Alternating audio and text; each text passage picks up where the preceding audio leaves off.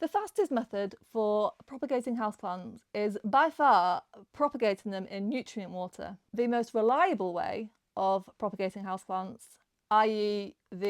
you won't lose the mother plant, is to propagate by layering. But the easiest way to propagate houseplants is with a prop box. It's not slow, but it's not as fast as if you were like on it all the time with the nutrient water and the changing of the water. But it is very set it and forget it. This is, I believe it's a box for like carrying cakes, like cupcakes. It was very cheap in Yorkshire trading and my boyfriend bought it for some reason and I stole it for propagating. And it's got some, right, so it's got a layer of pon on the bottom. It's also got a lot of roots. Somebody is rooted in there. I've opened it periodically just to have a quick look. Get back to what you were actually saying. So it's got a layer of pon on the bottom just because I had some pon left, and then it's got sphagnum on top, just that, you know, the dehydrated stuff that you soak in water. I started it in March. I set it all up and within a week it had gone mouldy. So I put holes in the top. I didn't put holes in the top at first because I thought the whole point is to keep humidity in, and if it's got holes in it, it won't keep the humidity in. But actually it does because the holes are so tiny. I used a pin. Don't do that. It took ages and was so inefficient. I don't know why I did it 9 times, but I did. Also, I'm going to open it. It's going to get water all over my carpet because there's like, you can see there's like condensation all over the top. Oh, hang on. If I do this, oh, it'll drip on my legs. I was going to say it'll just drip into the bottom, but no. So yeah, it went mouldy and I was like, oh shit. So I put my boyfriend bought me some springtails, which are little white things. They're little white bugs. They eat decomposing matter.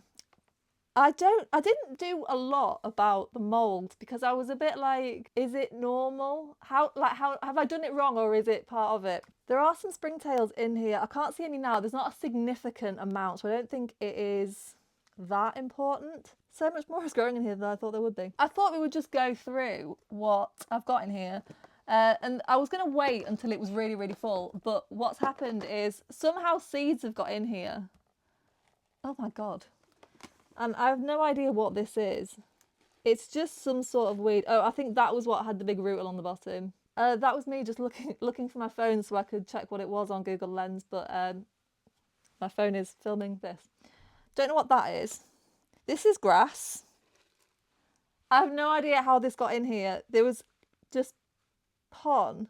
There is some houseplant soil in here, so I maybe got it from a plant that had been outside. That would make sense.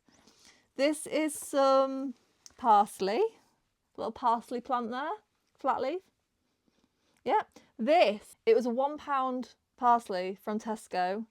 It's self-seeded because I let it go to seed because it's so good for ladybird larvae, and we are now have parsley everywhere.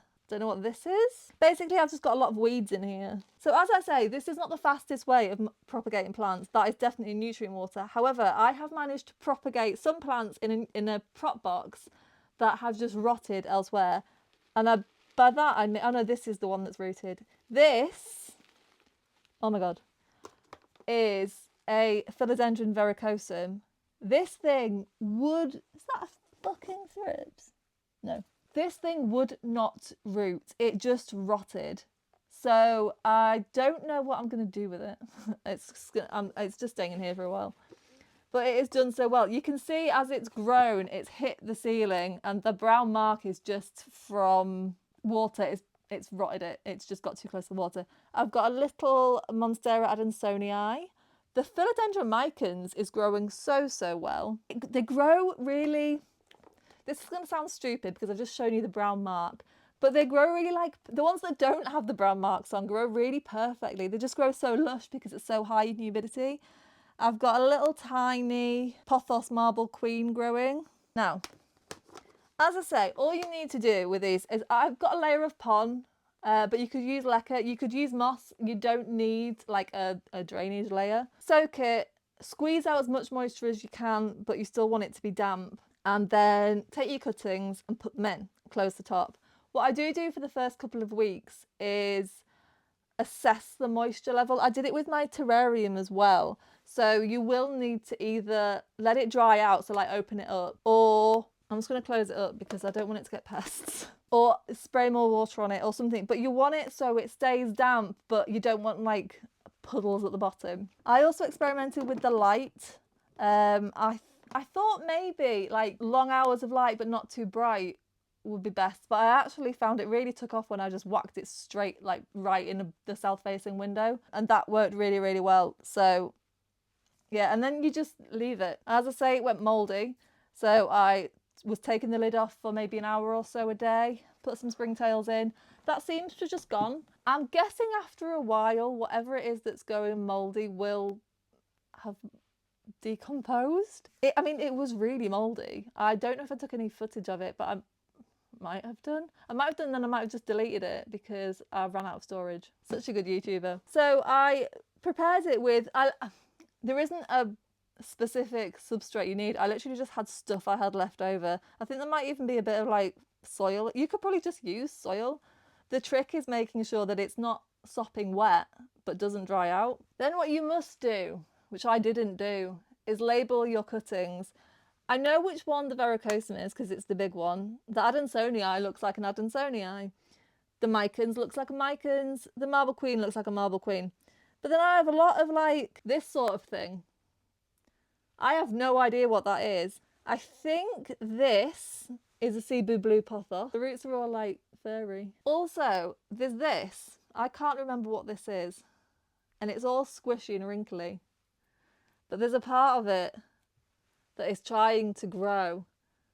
This will have started off a lot bigger, and then I just trim it down as it sort of, if rot sets in. This is a cutting of a Hoya. It's a cutting of a Hoya. It didn't root. I don't know if you can see this, but it has grown, and there's like a dying leaf. There is the tiniest peduncle on there. That is mad. What are you doing? I think it has grown like a tiny root. I've no idea if you're picking this up. But as I say, there's loads that haven't done anything. The verrucosum has grown like 3 leaves, and then there's some that are just growing a load of roots, and they're like, I'll do one shitty leaf. I think that's what I like about this. Do you know what? Don't label them. Just take a load of cuttings, shove them in there and see what you get. It's more exciting. But what I love about this is look at them all. Look at them all. They're loving it. They're absolutely loving it. I was like, I could tip this up really far because all the roots keep it in, but then it all started to slide. It's not for people who are incredibly impatient. I'm an incredibly impatient person that needed to do this so I could show all the lazy people the easiest way to propagate. So what I did was I've got loads of cuttings propagating in water as well. But if you've got a plant that just will not prop for whatever reason, the verrucosum just wouldn't. Yeah, 100% go for that. Go for this. I've also got this fella. This looks like a wet stick, but it's not. I mean, well, it is, depending on your definition of a wet stick. This is an Aglaonema that was very, very, very sad. And I just couldn't. I think it had given up, quite rightly, because it had a bad life. But in here, it's not done anything yet, but I can see there's like a little shoot growing here. The roots aren't, I think it's trying to do too much at once. But with this, it doesn't need to worry. The water, like the substrate is consistently moist. It stays humid, she says, shutting the lid. And the light's good. As I say, south-facing window, bright light, but the window will filter it, the box will filter it, so it's pretty good. But you don't need to worry about any sort of maintenance. If I could keep all my plants in a massive box, I believe that's called a terrarium, that would be ideal.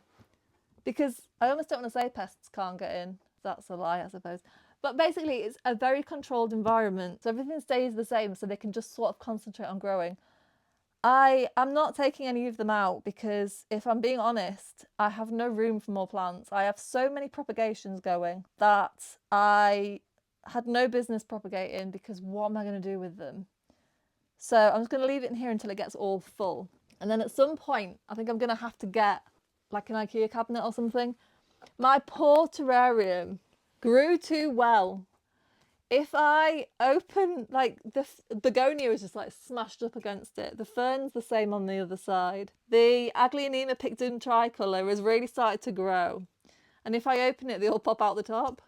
Oh, they didn't do it. But like my Monstera obliqua is just like, hi. So at some point, I'm going to need to do something about it. This thing has grown. Oh my God, the obliqua has so many leaves and it's just like crammed in there. I've gone off topic. I've finished. I've said all I need to say. Ah! Everything's gone wrong. If you want to know how to grow this, I'll put a thing here. Maybe I won't. I might forget.